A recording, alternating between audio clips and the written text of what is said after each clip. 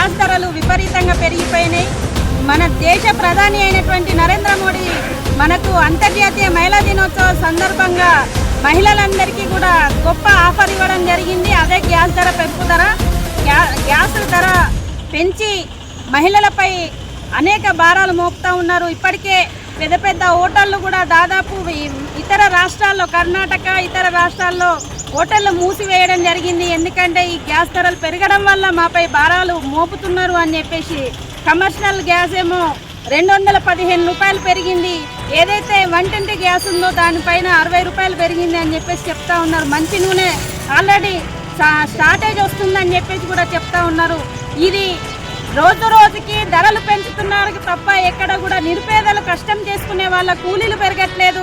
ఎవరైతే జీతాలు చేస్తున్నారో వాళ్ళ జీతాలు పెరగట్లేదు. కానీ పెరిగే ధరలకు మాత్రం హద్దు లేకుండా ప్రతిసారి పెంచుతా ఉన్నారు.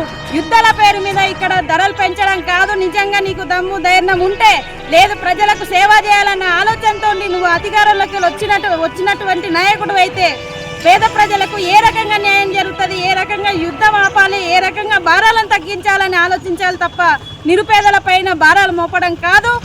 ప్రజలందరికీ కూడా ఐద్వా మహిళా సంఘంగా పిలుపునిస్తున్నాం.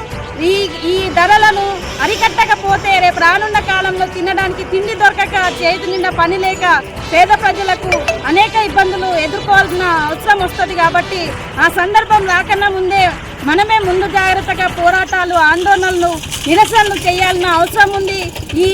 ఈ పెంచిన ధరలకు వ్యతిరేకంగా ఏ కార్యక్రమాలు చేసినా మహిళలందరూ కదలి రావాలని ఐద్వా మహిళా సంఘంగా పిలుపునిస్తా ఉన్నాము. పెంచిన ధరలు తగ్గకపోతే ఆందోళనలు, పోరాటాలు ఉధృతం చేస్తామని ప్రభుత్వాన్ని హెచ్చరిస్తా ఉన్నాం.